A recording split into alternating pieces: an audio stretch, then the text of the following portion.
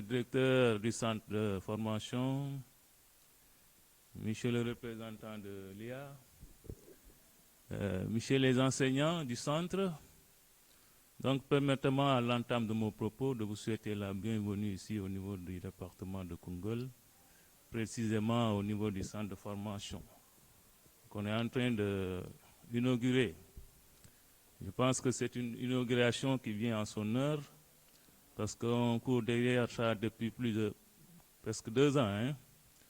Donc, je pense que c'est une bonne chose pour le moment, parce que ça va trouver un dispositif qu'on est en train d'enclencher et qu'on a déjà mis en place avec l'ouverture, il y a 2 semaines de cela, du pôle emploi. Heureusement que Madame Carvalho, hein, elle est là. Hein, je la remercie de passage. Elle qui représente donc la DER au niveau du centre, du pôle emploi. Je pense que nous avons reçu depuis la fois passée plus de 400 demandes, je crois, hein, plus au niveau du pôle emploi, d'auto-emploi, c'est-à-dire de formation. Donc il nous fallait cette structure-là au niveau du département pour compléter donc le dispositif. Je lui ai dit tout à l'heure, je lui ai dit ça dans son bureau. Il faut qu'il travaille avec donc, le 3FPT, avec le pôle emploi, pour que la formation, dite déjà au niveau par le représentant du président du conseil départemental, puisse se faire au niveau du Koungheul. Parce que souvent, les gens prennent des prestataires pour venir former. Or qu'on a un centre de formation ici. Et il y a différentes filières qui sont là. Donc, il nous faut donc aller dans ce sens-là pour pouvoir rentabiliser le centre de formation. La deuxième chose, c'est donc au niveau des différentes filières. Je pense qu'il l'a dit tantôt dans son bureau, on a presque 4 à 5 filières qui sont là. Je pense qu'il faut penser à réfléchir et à avoir plus de filières. Parce qu'on est dans un bassin agricole, il faut penser à aller dans ce sens-là. On a la mécanique, on a aussi la restauration, mais surtout, il faut penser à la transformation des produits locaux. Ça aussi, c'est une nécessité. L'autre aspect, je pense que aussi le représentant du conseil départemental l'a dit, je pense que la formation professionnelle, c'est une compétence transférée au niveau des collectivités territoriales, surtout au niveau du conseil départemental. Donc, je lance un appel au conseil départemental. Il l'a dit tout à l'heure qu'ils ont déjà budgétisé quelque chose pour le gardiennage. Mais il faut aller au-delà de ça, surtout. Parce que ça aussi, si vous n'appuyez pas donc ce centre-là, on risque d'avoir des problèmes. D'autant plus que j'ai vu son budget de fonctionnement, ce n'est absolument rien du tout. Depuis 2 ans, je cours derrière le ministère pour qu'on puisse augmenter les crédits, pour que le centre puisse fonctionner dans les meilleures conditions. Mais Thiam, il faut dire au président de nous aider dans ce sens-là, pour l'entretien et peut-être prendre plus pour que le centre puisse aller de l'avant. Parce que vous l'avez dit tout à l'heure, c'est un début, mais je suis sûr que d'ici quelques mois ou bien d'ici quelques années, l'effectif va tripler ou bien va quadrupler. Donc il nous faut beaucoup de soutien pour pouvoir fonctionner ce centre-là. Donc la dernière chose que je voudrais dire, c'est que donc, en tout cas, nous sommes très ravis, très heureux, en tout cas d'ouvrir le centre-là, parce que ça va nous permettre au niveau de Koungheul de pouvoir former la jeunesse. Former la jeunesse, c'est lutter contre le chômage, c'est lutter contre beaucoup de choses. Parce que dans notre pays, nous avons une population très jeune, et il faut qu'on les forme, les jeunes-là. Si on ne les forme pas, c'est une bombe à retardement. On commence à voir les effets là au niveau des différentes villes qui sont surpeuplées. Donc il nous faut donner une qualification à cette jeunesse-là. Donc voilà donc les quelques mots que je voudrais dire pour cette ouverture-là. En tout cas, nous sommes là. Si vous avez des problèmes, venez nous voir. Et surtout travailler avec le pôle emploi. Il faut vraiment travailler avec le pôle emploi. Il y a un coordinateur technique qui est là-bas. Elle, c'est elle qui représente la DR là-bas. Il y a d'autres structures qui sont là-bas. Si vous avez des problèmes, venez nous voir. OK? En tout cas, je vous remercie encore et vous êtes vraiment dynamique. Depuis que je suis là, vous courez toujours derrière l'ouverture de ce centre-là. Heureusement qu'aujourd'hui c'est fait, c'est effectif. Et nous vous félicitons pour ça. Et nous vous demandons vraiment de persévérer. C'est comme ça qu'on peut développer ce pays-là. Voilà. Voilà donc les quelques mots que j'avais à dire. Je vous remercie de votre aimable attention. Merci beaucoup. Merci. L'IF. Ah. Non, attends, il faut que, là aussi, il faut que ça soit clair. Le centre est sous la tutelle de quel ministère? C'est la formation professionnelle ou bien c'est l'éducation nationale?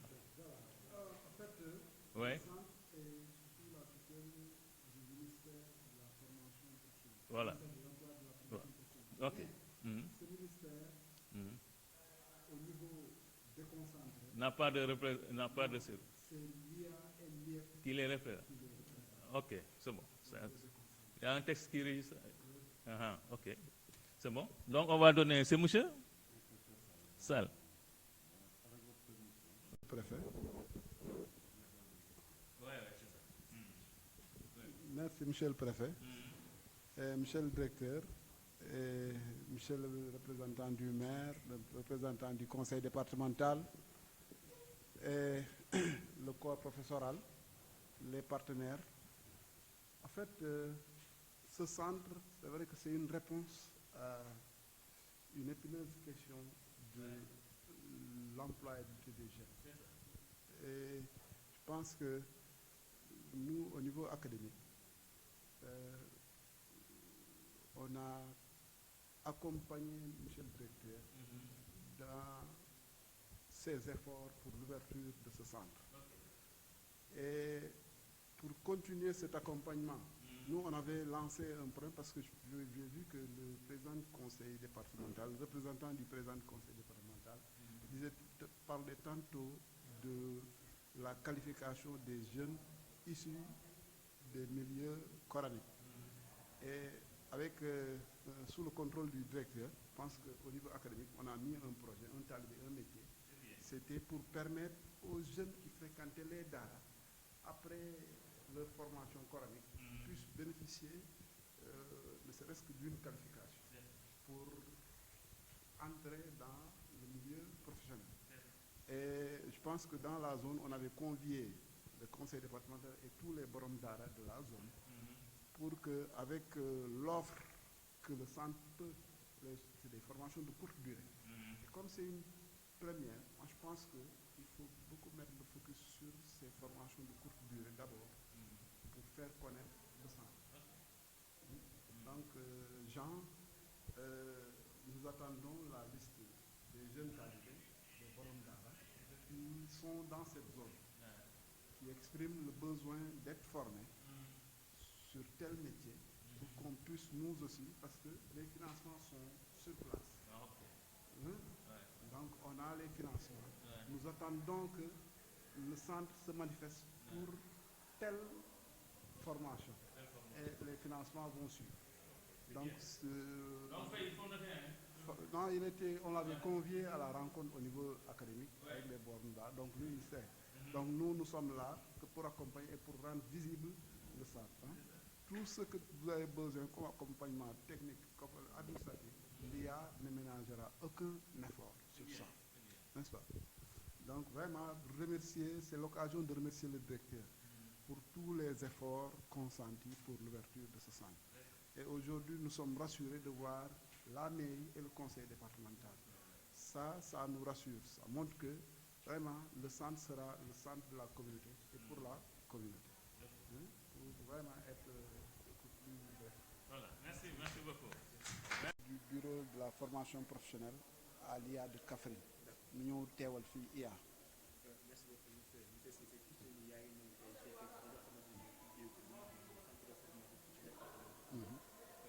ginnaaw bi nga fekkee mbir yi ba pare ak ci teewaayu préfet lan nga mën a wax ndax ñu ngi askan wi département de Koungheul. waaw vraiment bés bu tey bi bés bu mag la. bés bu tey bi vraiment bés bu mag la pour Koungheul parce que lii nekk na njàmbat bu yàgg bu ñu bëggaloon Koungheul xëy na tey la ko yàlla sotti fekkee ibité centre Koungheul bi li ma mën a wax waa Koungheul mooy maanaam chance bu Koungheul am la te population Koungheul war nañu def centre bi mu nekk seen centre bopp mu nekk centre waa Koungheul que képp kuy doomu Koungheul ak fopp fi nga mën a ne ak taxawaay bi nga mën a am na ci ñëpp dugal seen loxo pour gunge tey am ngeen njiit ci centre bi njiit bi nga xam ne formation professionnelle doonul moom nekku ci acteur bu bees yàgg na ci mais engagement am defe naa képp kuy waa Koungheul gis nga engagement am ci ibbiteewu centre bi donc vraiment laajul dara lu dul ngeen gunge ko pour mu réussir mission bi réussir mission bi nag intérêt waa Koungheul. mais lan yaakaar si autorité yi nga xam ne tey ñoom ñoo si ñoo représenté état pour war a mën a ñëw jàpp si liggéey bi comme liggéey bi dafa am na yu manqué. waaw autorité yi surtout autorité locale yi ak administrative le préfet mooy ñu taxaw d'abord chantier bu njëkk mooy ñu fexe courant ñëw fii benn courant bu ñëwee maanaam centre bi ñu aar ko mu am sécurité conseil départemental wala mairie moo xam mairie vraiment ñu taxawu mu am gardien ñetteel bi mooy entretenir parce que lu mel ni su àndul ak entretien vraiment yàqute bi day gaaw donc vraiment nañu fexe utal ko ay femmes de charge yuy mun a assurer nettoyage centre bi ñetteel mbir bi mooy conseil de la jeunesse nañu sensibiliser ndaw dëkk bi ñu xam ni centre bi pour ndaw ñi la ndaw ñi nag am xëy pour mu yomb rek bu àndee ak qualification defe naa day yomb te centre bi dafa ñëw nekk benn réponse pour jafe-jafe boobu nga xam ne moo lëmbee Sénégal waxuma sax Koungheul waaw. Monsieur Faye laa tudd maay directeur u centre de formation professionnelle bu Koungheul voilà.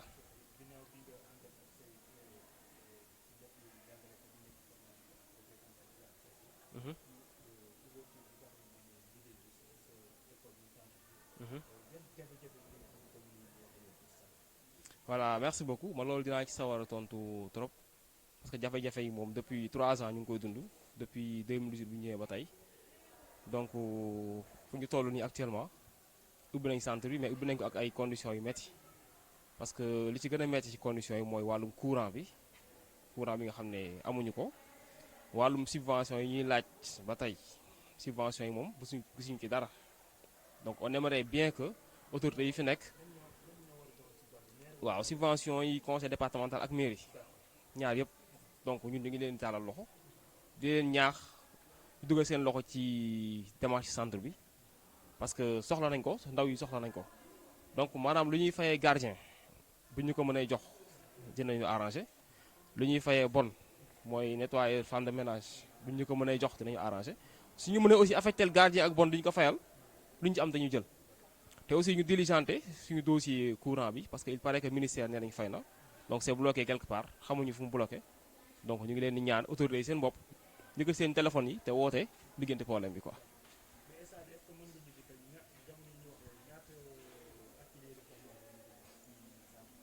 Voilà pour l'instant ubbi nañ fi 4 filières donc restauration mooy jàng togg coupe couture jàng ñaw ak menuiserie métallique aluminium mooy porte yeeg palanteer yeeg yooyu ak mécanique auto diagnostic am nañ aussi appareil diagnostic boo xam ne c'est pour les nouvelles voitures électroniques voilà ak benn force de vidange force d'entretien et tout donc mooy 4 filières yi nga xam ne moo nañ ubbi bëgg nañ ubbi informatique bi mais amaguñu courant mais on a ici 10 machines fixes boo xam ne dajeeguñu leen donc su courant bi ñëwee rek on va les monter démarrer la formation en informatique aussi on a des projets en cours yu war a ñëw en solaire yooyu moom mën nañ ko def sans courant parce que solaire déjà courant la donc ñu ngi ñaax 3FPT ñu taxaw ci dossier bi parce que c'était en cours ba mois passé donc bu neexee yàlla fii ak février ça sera validé et financé.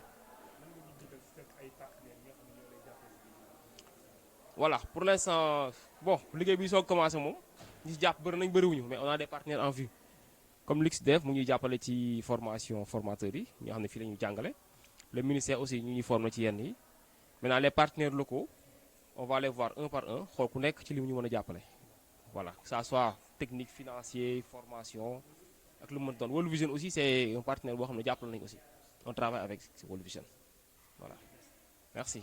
merci beaucoup Dramé ñu lay sant bu baax di sant waa Firi Info également tey nag dañu ñëwoon pour assister suñu première fois fii ci centre de formation bi ci benn amphi de rentrée boo xamante ne le directeur Faye moo ñu ci invité woon ñu ñëwee nag après def nañ le tour des différentes salles de classe gis nañ ne effectivement am na ay filières yoo xamante ne commencé na seen formation mais gis nañ ne également am na filières yoo xamante ne aussi commencé guñ gis nañ également que am na ay manquements yu bëri manquements yi mën naa ci lim lu mel ni courant boobu mooy point boo xamante ne man bu ma ñëwee dafa ma bett parce que mosuma yaakaar ne centre bi tey tool dana commencé te courant du ñëw mën naa comprendre peut-être que mën na commencé mu am yeneen manquement mais lu mel ni courant wax dëgg yàlla warutoon mën a manqué fii ci centre bi donc loolu mooy la nga xamante ne ni vraiment mooy première chose ba nga xamante ne ni tey gis nañ ko fii mu naq dañu trop également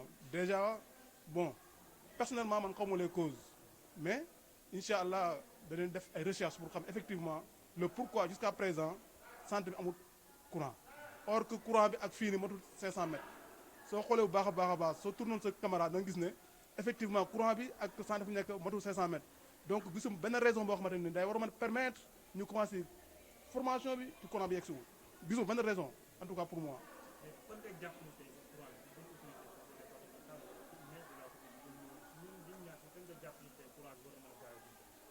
Bon jàpp naa ne d'abord le maire lui déjà c'est un ministre c'est un secrétaire d'État day assister les conseils des ministres donc kuy assister conseil des ministres man jàpp naa ne bëri na loo xamante ne nii même su fekkee ne yow même su fekkee ne nekku dans ses compétences war na mën a def ay jéego yoo xamante ne nii centre bi dana am courant loolu moom jàpp naa ne c'est déjà quelque chose boo xamante ne nii lui en tant que maire de la commune de Koungheul en tant que secrétaire d'État kooku war na mën a def ay démarches yoo xamante ne nii fii ñu nekk taxaw tey nii di centre de formation bu Koungheul am courant ku mel ni le président du conseil départemental Assane Diop également même fekkoon ne nekkul dara dans le département de Koungheul avec ses relations yaakaar naa courant war na mën a indi aussi dans le centre de formation bi donc nag waxuma la mu nekk également ministre conseil nekk en même temps président conseil départemental bu Koungheul donc jàpp naa ne muy moom muy keneen ki yëpp ñoom ñaar ñëpp ku nekk am nga position am nga aussi également dayo boo xamante ne war na mën a permettre Koungheul tey centre de formation boo xamante ne nii fii ak fii li courant fi nekk matu 500 mètres tey fii ñu taxaw ni am courant donc mu nekk loo xamante ne ni vraiment ñu mën ko comprendre mais aussi mu nekk loo xamante ne naqat nañu et puis danañ ko jooyee fa nga xamante ne fa la ko war a jooyee.